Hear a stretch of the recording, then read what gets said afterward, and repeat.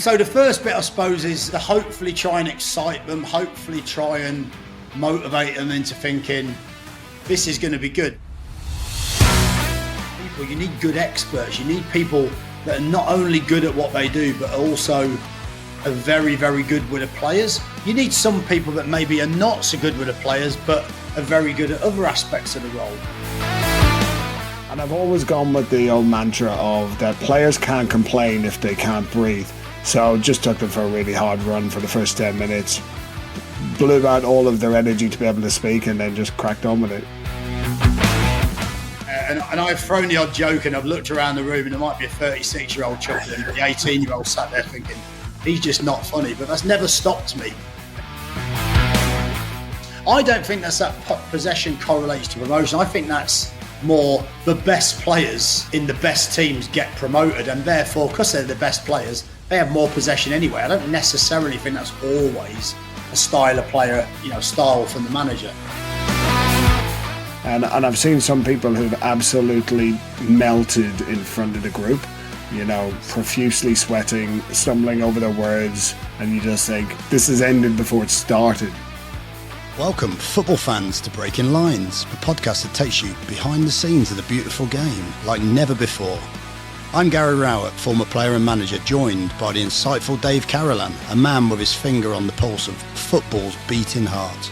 Together, Dave and I bring you unrivaled insight, context, and a few stories from the trenches. Join us as we dissect the game, break down the plays, and explore the intricate dance between managers, players, fans, and the beautiful game itself. This is Breaking Lines, where the game is more than just a match. Welcome back to Breaking Lines, and it's another episode of our Whistleblower series, where we've taken questions that have been submitted by our listeners in the various social platforms that we stream to, and we've had some really interesting questions come in this week, Gary. So we're going to start off straight away. It's from somebody who's worked in the game, Gavin Blackwell, a medic. So there are two questions. First question is, what's that first meeting like with the players? How does that get delivered by the manager or the head coach? Wow, that's a big question, because that could take a long time to answer. I'll try my best to cut it down, but it's a great question, because I think it's like anything, isn't it? In any walk of life, people talk about first impressions, and I've certainly sat there as a player with managers coming into the building, and as managers, I thought within 2 minutes, I thought, this guy's on it. I thought this is going to be really good. And as other managers, not too many, but they've done that opening talk, and I thought, oh, I'm not sure this is going to go so well. And it's really interesting how you can be so opinionated after a couple of minutes, but that is what we're talking about, aren't we? Those first impressions. So I think, for all of us, I think usually we go in as a team, don't we? So there's usually, myself, yourself, a couple of other members of staff, let's just say, for example, at previous clubs. So you all have to go in with that real enthusiasm, don't you? It's an awkward one sometimes when you pull into a new training ground and you don't really know anyone, you don't know where you're going. You tend to try and get in early before a lot of the staff are in, so you can sort of get your bearings and know where you're walking, because there's nothing worse than walking into the wrong room or a wrong meeting room, with a load of players in there you've never met before or whatever. So I think that's the first thing. You sort of orient yourself around the training ground and get in nice and early. I always found that the easiest thing to do was have something planned, ready, a structured way of approaching the players in the meeting room. And I'll come on to that in a second of how we would structure that. And then that might be at, say, 10:30. So, of course, you're going to go into the canteen and you're going to go and meet people, and you're going to go and look people in the eye, shake their hands, and have a little bit of a chat with them. And there's some players you might know, some players, members of staff you might know. But there might be a lot you don't know. So yeah, I'd usually do the meeting in two ways. One would be with the staff first. So I'd have a similar theme to the way, this is what we're going to do. We appreciate the team's done really, really well or not so well or whatever. We're not coming in here to, we're coming in here to just change things and try and improve and work together. So you're sort of building consensus amongst the staff, and you're hoping that they buy into what you're saying. And of course, usually you usually have to shape that in a really inclusive way. So, we're all in it together. We all want to work hard, and that's how you would work anyway. And then, of course, the main one really is with the players. And I would essentially shape that in two different ways. I would talk to the players about what we will bring and what I think we can bring. And I'd usually be quite specific around, organisation, training variety, a clear style of play, a clear process in terms of the way we work. We'll give you 2 weeks, like what you would do, David, where you'd get all the scheduling done so to the point that there's never anything to think about. There's never a lack of organisation. Yeah. So the players know when their day off might be in the next month or whatever that is. And you can shape so many different things that way. And then I would normally say, and in return, this is what we're looking for. These are the non-negotiables, essentially. And so the first bit, I suppose, is to hopefully try and excite them, hopefully try and motivate them into thinking, this is going to be good. These are maybe some of the things you might have done a little bit of research on what they maybe have done previously and try and fill a few of those spaces. If the previous manager maybe isn't as organised, then organisation could be something the players have been crying out for or the staff have been crying out for. So of course, you have to be a little bit cute. But mainly it is literally, this is a non-negotiables, punctuality, respect, whatever all those things might be. I'm sure they're the obvious things, but and you might try and throw a bit of humour in there as well. My jokes are getting worse as I get older, unfortunately. I think it's called dad humour, isn't it? Unfortunately, we reached that point. We've reached the point of dad humour, yeah. Yeah, and I've thrown the odd joke and I've looked around the room and there might be a 36-year-old chuckling, but the 18-year-old sat there thinking, he's just not funny. But that's never stopped me, Dave. But often you would try, and we've done that before, haven't we, where you try and get a little bit of humour in there as well so that people can see that side of you and think to themselves, actually, this could be quite good fun as well. And there's all sorts of little ways of doing it. But yeah, what's your sort of observation been on those? Because obviously you've been part of some of those initial days. They can be quite awkward in certain ways, can't they? Yeah, I mean, there's two things. It's when you're receiving a manager who's coming into your organisation is very different to going in with one, of course, because like you just said there, as a player, you're weighing and measuring the manager. As members of staff, we are also doing the same thing. And those first few words that come out of your mouth and how you deliver them and the tone of voice, obviously having some humour is good. But some people want to come in and say straight away that, they're effectively the boss. Other people want to be good collaborators. And I've seen some people who've absolutely melted in front of the group, profusely sweating, stumbling over their words. And you just think, this is ended before it started. I've seen somebody else come in and they've literally tried to lay down the law inside 5 words. And you think, okay, this is not going to be really much of a collaboration. This is a very different type of manager. So they're all good. But then also, I'm going to extrapolate it out a little bit and say it's the same for us when we go in as performance staff or anybody else. Like our first sessions are being looked at. I remember my first session with you at Birmingham. I think I had more staff watching me taking the players for a fitness session than I had actually players doing it. We had I was just going to put you under pressure, Dave. See how you could handle the pressure. That's why I told everyone to watch him. That's all right. It was just spinning plates for me, But I also remember I got to one club. I think it was Colchester. Yeah, it was Colchester. First day, turned up, and they didn't have their own training ground. But the group was quite lively, like they'd just come back in from closed season. So, of course, they're all giddy from having not seen each other. But there's, of course, a new fitness coach in town. So it's like, right, let's see what this guy's about. And I've always gone with the old mantra of that players can't complain if they can't breathe. So just took them for a really hard run for the first 10 minutes, blew out all of their energy to be able to speak, and then just cracked on with it, So top tip there from Dave. Like it, Dave. Nice. Right, now, of course, you go in, you see meet all the players and that, but there is a whole backroom staff. So second part of the question from Gavin is around the team behind the team. You know, you've got multiple departments which report into you in some way, shape, or form: medical, performance, analysis, you name it, recruitment.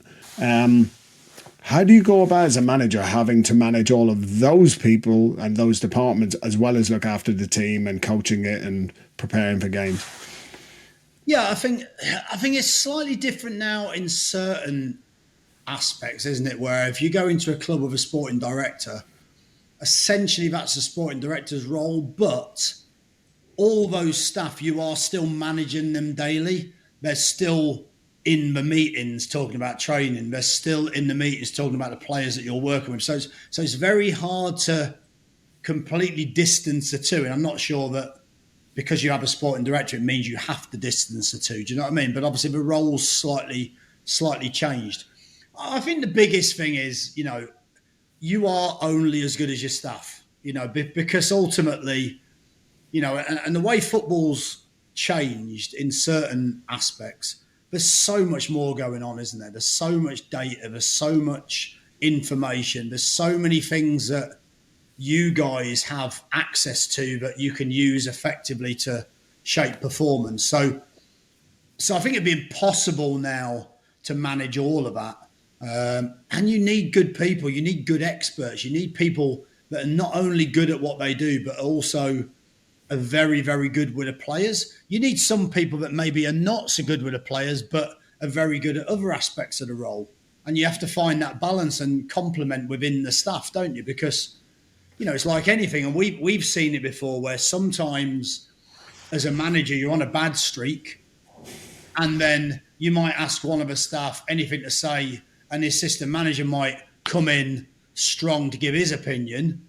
And then if the first team coach is that type of person, he's then coming in with his opinion after it. And then if you're not careful, the goalkeeper. So you've got to have different types of personalities that know when to come in, when to be strong, when not to be. Sometimes you don't want anyone that's really strong necessarily opinion-wise in one role, but you might someone really, really opinionated in another role to challenge you. So I think, you know, you have to complement each other. That's why so many managers have a group of staff that they trust and they work together with at a lot of clubs, because it's not easy to create that synergy. But I think you always have to give good people an opportunity to do the job themselves, you know, and you have to trust them to do it, don't you? Because you can't, I think micromanaging people sometimes also doesn't allow you to flourish as a member of staff. So that's, you know, tried to do it that way. You might tell me completely the opposite. But that's what you try to do. And that's why it's so important to have good people around you, but not only are good at what they do, but also are good people. You know, I think you want to go and enjoy going to work.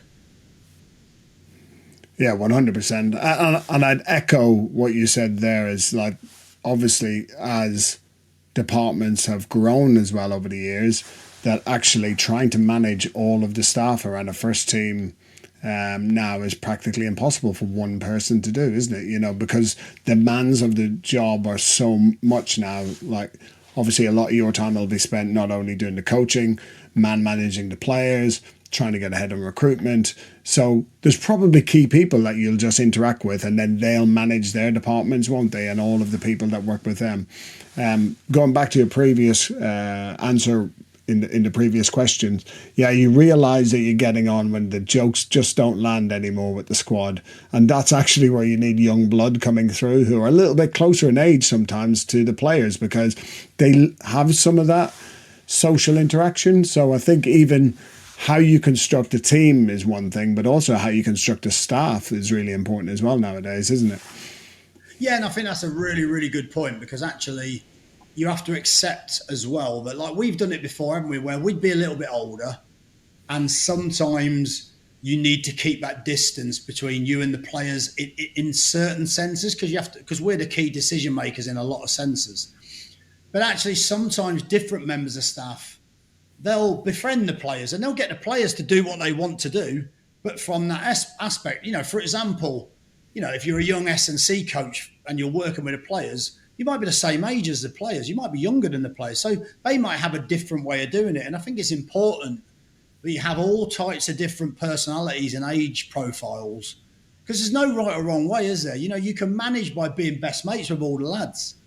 And obviously there's a lot of challenges come with that, but some managers will do that, younger managers. You can manage with hardly speaking to the players, and I've seen different people do it successfully in different ways. So, you know, there's no right or wrong, but because you have to choose your way of doing it, you know. And I think that's the fun part of being a coach, isn't it? There are so many different styles of how people deliver what they do. And at the start, certainly you want to obviously get close to the players when you're young. You know, you almost treat them a little bit as friends. But then the older you get, you realise that actually respect is probably a little bit more... Well, it trumps friendship, doesn't it? In the end, the players want... they want to respect you rather than necessarily want to like you. But at the start, when you're starting out in your career, you definitely need the likes, because otherwise you're dead in the water anyway. So I don't know how I manage to get through it. Like social media, you need the likes, Dave, don't you? What we've worked out with those first two questions is that basically I'm not funny anymore, and nor are you. So at least we've tried that, haven't we? So any listeners who've got any jokes that we could use for players over the years, please DM them, send them in. Right. Anyway, the next question is from Reese Quiggs. I really like this one. It's, do you have a favourite game that you've managed? Oh, it's funny because you often look at games and you think about the results and you think about, you know, strategically look at, okay, well, what about that one? But I just think sheer elation and sheer relief, I suppose. If I look back, when I was at Burton, so the first season I was at Burton as a manager, the owner said, what was it? So we got knocked out in the playoff semi-final by Bradford. We beat them 3-2 up at their place.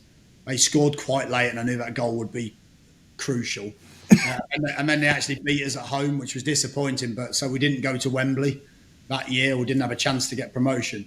So the following year, I remember in the season, the owner, Ben Robinson, saying to me, you know, I've always wanted to take my team to Wembley. That's what he said to me. He never said I want to win the league, or he said I've always wanted to take my team to Wembley. He said because the previous time he was a chairman, or the previous time Burton had been to Wembley, I think it was in the FA Trophy under, I think, Neil Warnock, and he wasn't the chairman at the time. He was just the director there. So he said, I'd always wanted to take my team to Wembley. So anyway, so I thought, oh God, no pressure. And anyway, so we got into playoffs again, and we played Southend. Phil Brown was the manager. And I knew Phil a little bit from my time at Derby as a coach and my time at Blackpool as a player. I had a lot of respect for Phil. In the first leg, we beat them 1-0, and I can remember having a little bit of a running battle on the side with him. And I made a couple of comments I probably shouldn't have made around the team talk he did at Hull. And sometimes as a manager, you know, sometimes you look back and you go, I shouldn't have made it personal. Yeah. But we're having a bit of a running battle, and you know, it was what it was. And then we were 1-0 up. The second, and our captain, I think, got sent off, so we were without our captain for the second leg. The second leg, I thought, you know, there's 10,000. To be fair to Southend, like, Roots Hall could get full, and you know, it could be a real atmosphere. There was 10,000 people there. And before the game, we had no programmes in our dressing room. So I was really surprised. So somebody told me just before I did my press, somebody told me that they'd taken him out of the dressing room because the manager had put in there something around blah, blah, blah, blah, blah, see you all at Wembley. So he told his fans, even though he was 1-0 down in the first leg, he'd said to his fans, see you all at Wembley. So, of course, at that point, I'm raging, even though I've kind of caused it. And you know, I was more to blame than he was. So I apologise, Phil. I apologise since. But anyway, so we played a game, and obviously now there's a bit of pressure on, and there's a bit of edge. And anyway, I think we drew or we won or whatever, but we went through. And I can just remember the feeling at full time. It felt like I'd got promotion. You know, it felt like a feeling of promotion because I thought we've taken the next step. The owner can go to Wembley. There felt like a bit of pressure. And obviously we had a chance to be promoted. So that game, having won that game, I would say that's the most enjoyable game I've ever won for different reasons. Again, public apology to Phil because he's had a fabulous career, and I didn't mean to cause any offence, but he definitely gave us motivation that day. The last laugh was on him because I think we lost in the final, and I think they went up the next season. So yeah. Yeah, that was definitely sort of Damocles there from the owner, wasn't it? You know, like telling you that he's really disappointed that he didn't go to Wembley the year before, but telling you better get to Wembley this year or else, you know. So that was how Ben kind of words. It was like, yeah, I'd really like to go to Wembley. That was basically him saying, you better go one better because I've got a lot of friends and a lot of stuff waiting on this. So no, everyone had a great day, and I think for Burton, it was a fabulous day out. Of course, you want to go and win, but at that point, it becomes a little bit of a lottery as well sometimes in those games. Yeah, right. I'm going to be selfish here. I'm going to name one of the games. Yeah, go for it. Yeah, I forgot to ask you that. So we were in the Premier League. We're playing Middlesbrough at Harrow Road. Yeah, okay. I've got a lot of games. Like, anyway, not many Premier League ones, but hey, I'm going to pick one from there. So we're playing Middlesbrough at Carrow Road, and we performed pretty terribly for a good 78, 80 minutes. We're 4-1 down in the 88th minute, I think it was. And what's funny later is a good friend of mine, Paul Bonus, friend of the show, who was with Middlesbrough at the time. He was their head of analysis, and Steve McLaren was looking after their team, and they were on a week's, because they got knocked out of the FA Cup or something like that. So they were going for a week to Dubai off the back of the results. So they're 4-1 up with 2 minutes to go. Bags are packed, straight to the airport. Anyway, we score a late kind of consolation, you'd think. So it's 4-2. And then 3 minutes later of the 5 minutes of added time, we nick another. So it's now 4-3. Wow. And then we get a corner. And Adam Drury, who literally, if there was anyone to stay back for a corner, was Adam. Normally you put the goalkeeper ahead of him. But anyway, he's just decided to go up, and he's wandered into the penalty box and stood on the six-yard box in the middle of the goal, unmarked. Ball comes in, nods it in, 4-4. So in a week where we saw Everton crumble from being 2-0 up to losing 3-2 in about 5 minutes, Middlesbrough gave them a good run for the money on that day. So yeah, that was, if back then you didn't unload the bench and everybody ran on the pitch, it was probably as close as we got to it. But we had similar to that at Derby, didn't we? Remember when we went with Birmingham? We were 2-0 down, absolutely miles out of the game. I think we get a penalty in the 92nd minute, don't we? And then the referee just keeps playing like more time, and what you're thinking, surely he's going to blow the whistle soon. And I think a ball goes in the box. Darren Randolph, I think, heads it in the box. And, someone else scores, and a crowd. Those games are the best sometimes, aren't they? Because the crowd go absolutely loopy, and it feels like a win. So yeah, I can certainly empathise with that game. Yeah, the best of that was when Adam Drury celebrated. He had no idea how to celebrate, So that was comedy value in itself. So right, next one. This one comes from Joe. No name added. I don't know where it's come from Joe, but anyway, it's actually directed to me. So it's a selfish question of me asking myself a question. So it's DC. What is your what piece of data do you track during match days? And do you do it in real time? Well, if anyone observes the bench, not that it's that exciting, but you will often see nowadays that there are iPads and tablets on the go, laptops. So what you'll see on the bench nowadays is the coaching staff will have a delayed video replay on the go. So the coaches will be watching video of the game where they can pause, rewind, tag different events in the game. Now, over on our side, we're tracking the GPS units that are on the player's back, or the second spectrum data, which is used to track all of the players on the pitch throughout the game. So essentially what we're looking at on our side is the physical metrics that the players produce. So how far have they run? How hard are they running, which is kind of an intensity measure.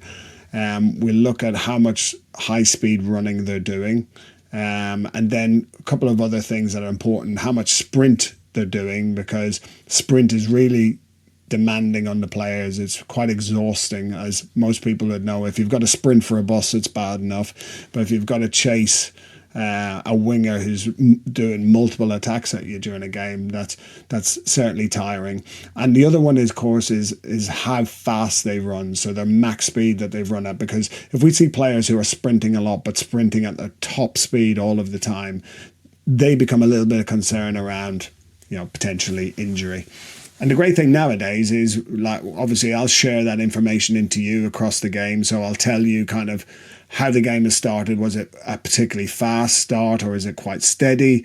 Are we expecting that across a game the players will be able to go deeper in the game with less fatigue? Or are we going to see certain hotspots throughout the game where we think, okay, this is a demanding phase of play, potentially for both teams, in which case we should expect that there might be a bit of a pacing period just after that.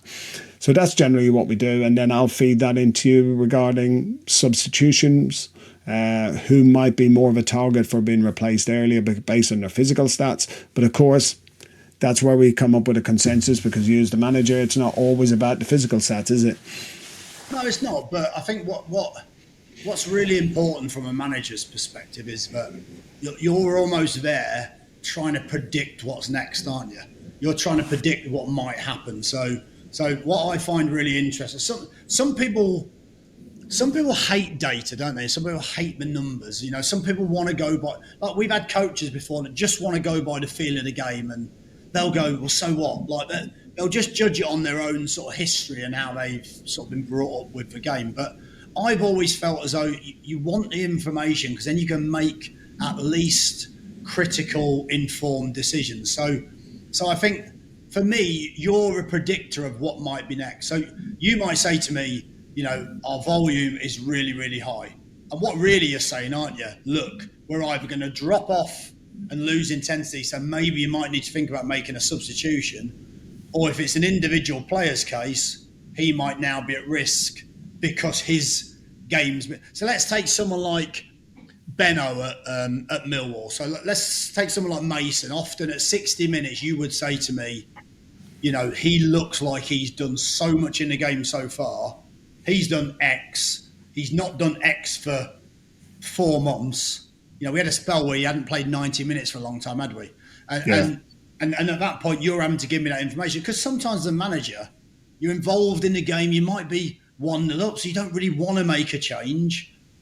But that doesn't mean to say you shouldn't make a change, And again, it's about keeping players healthy, isn't it? It's about making sure you've got the right amount of energy on the pitch, particularly in the latter stages. So I find that really, really interesting, how often you've done it where you've predicted something, and maybe, let's say I haven't listened, and then 10 minutes later the player's cramping up. So you might be saying he's doing a lot of sprint.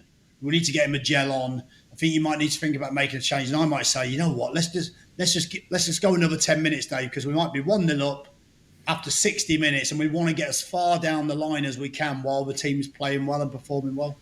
But often that's actually come to fruition, where the players then fell down clutching his hamstring, and you're sat there giving it the old, well, it's just information for you. It's up to you how you use it, which is basically your way of saying I was right after all. My Mr. Meg crystal ball comes out. Yeah, you've got a crystal ball as well. And then, of course, the player comes off and says, there was nothing wrong with me. Of course, they always say that. They always profess, like, why was I getting subbed? But yeah, there's other players you don't need to say anything, because at 60 they're going, the physio said I can only play 60 minutes, so let's blame the physios now, because the player's almost subbing himself. You're like, this is a league game. You're subbing. You can't sub yourself. Just keep playing until we tell you otherwise. But of course, such is modern science that sometimes the players are aware of these situations. Yeah, I've actually been fortunate enough to see some of the stuff that's happening in, like, European competition now, and some of the real high level thinkers at Champions League level, and the systems and processes they have in place for looking at not only what's happening in this game, but they're modelling the game based on previous games where they played that type of shape against the opponent, who's played that type of shape, and based on how the game starts to unfold, they are almost saying, you know, at 64 minutes, we can probably expect that this player is going to be flagging and we need to be considering a substitution. Now, of course, that's in the kind of golden hot spot of when you're making substitutions earlier, but they actually had developed analytics which very quickly during the game they were saying this is an overreaching game for this player. In terms of their ability to maintain this, they're going to struggle. So it could even be the point that you're looking nowadays at, okay, you've got 9 subs. You've got 4 opportunities if you look at halftime as well. So maybe being strategic around your substitutions based on that information. Look, if this game keeps going like it is, because this opponent maybe is placing additional demands on the team through their physicality, their team shape, their strategy or whatever, that actually this isn't the game for that player. And certainly we've seen that with other sports like in rugby now, where South Africa have shown that actually if the game is not unfolding how the coach expects it to be, and they need to make a substitution after 20 minutes of the game, that's what the game demands. That's something that would be really interesting to see if football ever starts to go down that way. Well, we did it a little bit, didn't we? Because it's like anything. If you've got 5 substitutions and you can do it in 3 different ways, if you don't count half time as one, let's say you've had an injury in the first half, you've got 2 substitutions left and 4 players left to bring on. So there always comes a point where I think your decisions are made twofold.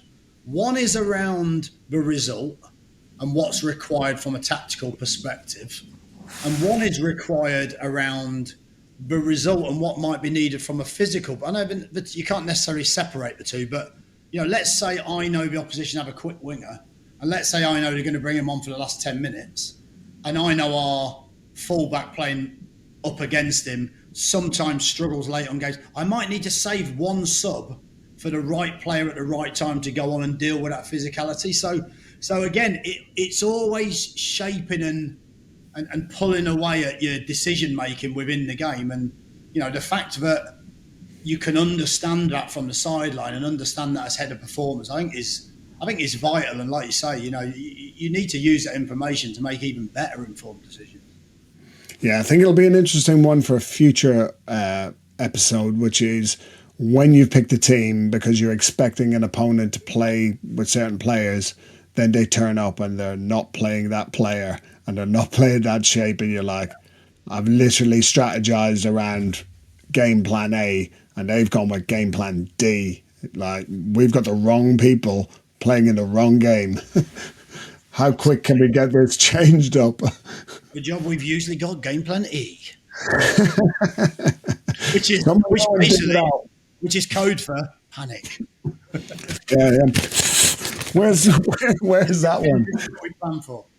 Yeah. Okay. Right. Moving on from that. So, foot graphics on one of our socials. I sent this one in. Gary, has football changed much since you were playing to now managing? If so, what are the main differences? Well, I suppose the ball's like plastic now rather than like cowhide. So no laces in the ball. No nails in your boots. Yeah, no, I'm not quite that old. I think the biggest thing there's 2 things that I think spring to mind. One is the pitches, because even though I'm not 100 years old, but the pitch quality, the pitch quality that you train on every day, and the pitch quality that you play on is massively advanced now. So I think, that certainly helps. I started out as a player or quite early in my career at the baseball ground, and there was hardly any grass on the pitch, at certain points of the year, and that was well known. Cambridge, we actually trained on the pitch because that's what the manager wanted us to do sometimes on a Friday, the old classic. Because the style of play at Cambridge wasn't total football, believe it or not, under John Beck. I think it was called unique, wasn't it? Unique football. Unique. But successful football it was. It depends on how you look at it. But actually, the pitches often were really, really poor. So, it challenged you in a different way. And I think the other thing that I really regret not having really was the support services. We spoke about staff earlier. I think the ability now for a player to improve and reach their maximum, is so achievable now if the player has the right mentality, because you have so much access to different experts within, let's say, a championship football club, or supposed experts, let's say. They've got the job claiming they're experts anyway. No, but lots of experts and good people around. Whereas back then you might have had a fitness coach, do you know what I mean, who'd, I don't know. I mean, he might even have worked in a gym, or he might have, whatever. He might have come into that role for different reasons and been very, very good. But that was just that one person. So I think unless you had that foresight as a player to bring these people in, which most people didn't, you probably achieved somewhere near your max, but not your max. And that's the only thing I look at. I think if I was a player nowadays, I think I'd have been a much better player, because of that reason. So those would probably be the two obvious things that I think spring to mind. Yeah, I've got flashbacks to the Four Yorkshiremen sketch from Monty Python here of like back in our day it was worse, because obviously the pitches that the players train on now, they're carpets, they're so good. I mean, I remember about 3 years ago we went down to play Watford with Millwall, and it was almost like a crime against sport to have actually played on the pitch. It was so good. It was like it should have been hung in a museum or something.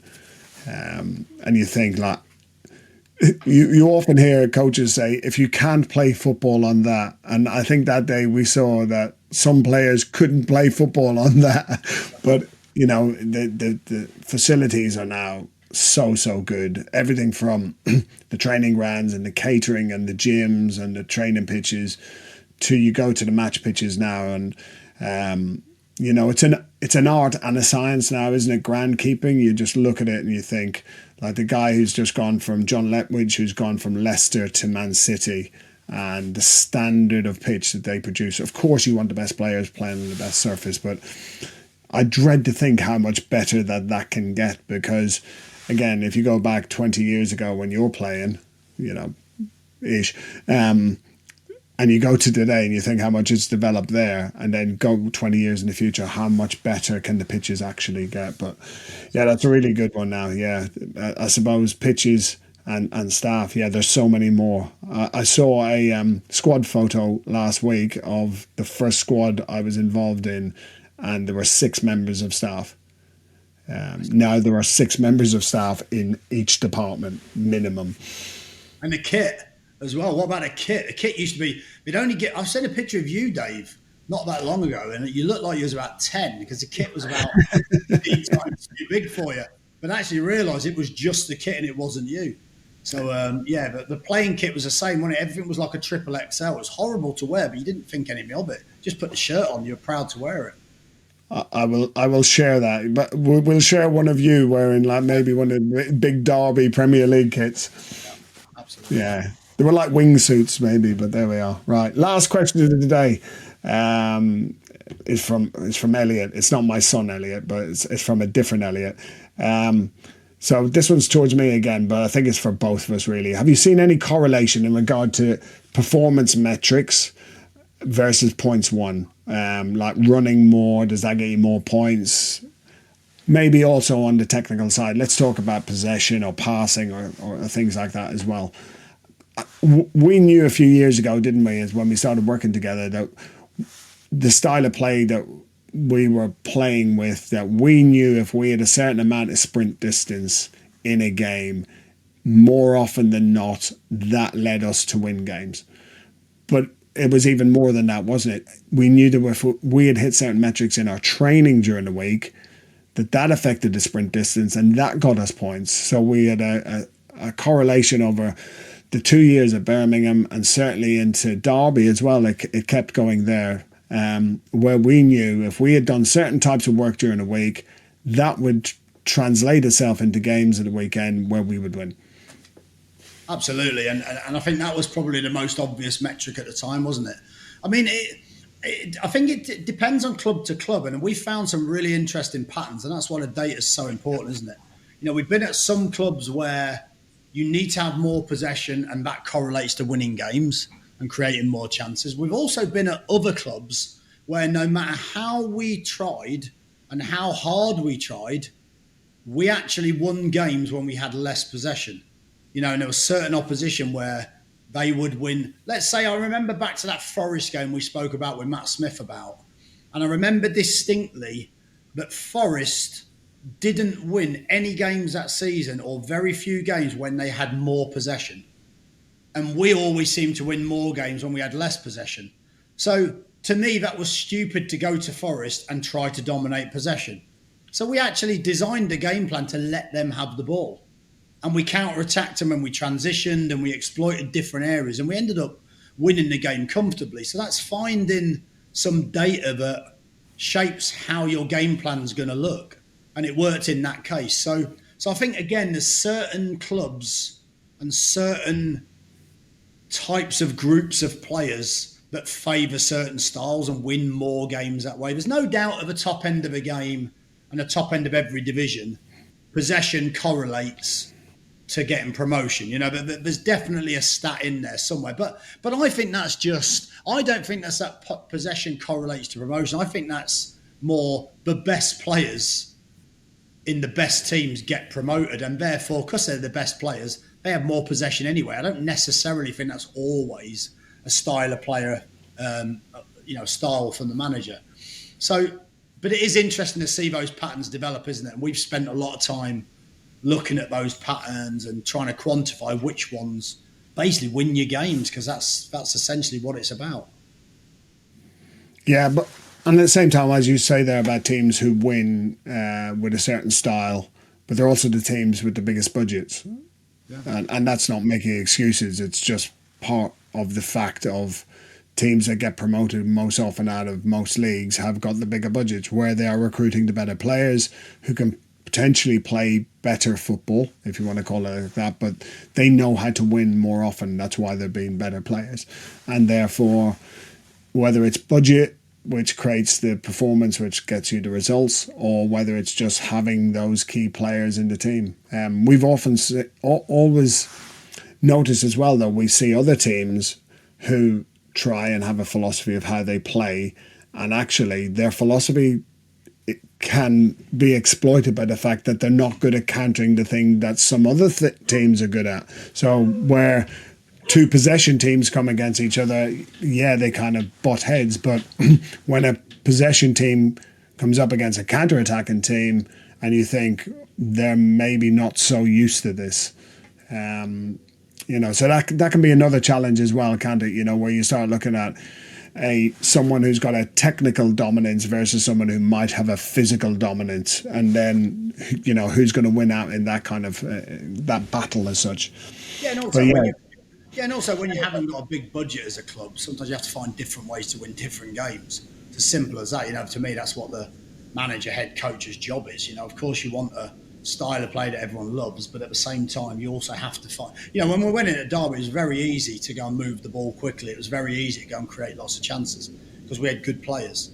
It's as simple as that. And but when you go to somewhere like a Millwall, it's perhaps not quite as easy. So I always used to think, so I used to see teams playing possession-based football but didn't have the players to do it. And I loved playing against those teams because you could set traps, you could press, you could nick the ball in good areas where they were very, very easy to exploit. And the other way round, some teams would be very direct against you and they were very predictable. So, listen, everyone's judged on the results, but sometimes your style of play has to fit the players that can do it, and you have to have the players available to be able to execute any style of play, don't you? So absolutely. I suppose flipping the question 180, there are definitely things that cause you to lose games, that lose you points.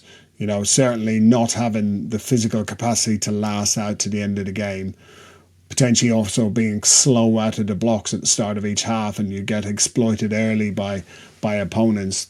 They are things that can lose you games, lose you points, and ultimately lose your jobs. Absolutely. Yeah, no, you're definitely right. I mean, we looked at one thing that you looked at quite closely, didn't you? But little 5-minute segments of games and what they look like in terms of the biggest, most explosive part of a game. And we knew that against certain teams, the Burnley under Company, you had to be able to run a certain intensity level for those 5, 6, 7 minutes. Otherwise, you end up conceding, which is what happened to us. So yeah, you use data wisely, don't you? Some things, very few, but some can really, really shape the outcome quite consistently. And they're the bits you're looking for, aren't they? You're looking for your sweet spot of how you want to play and what's the most effective. And it's an ongoing debate, really, because it doesn't always stay the same either. It can often change as a season goes on. Absolutely. Well, that's a great 5-6 questions there that we've had in from the listeners or the viewers. So hopefully people have gained a lot from that. Bit of a change to the normal one, but the third episode of Whistleblowers that we've done. So make sure you check out the other 2 episodes. We'll link those at the end of the video. Or if you're listening, if you go to the channel page, you'll see that there are previous episodes of Whistleblowers. So keep an eye out for when we promote the next version. So if you've got any burning questions, have them ready for then. Thanks, Gary. Questions in. Cheers, Dave.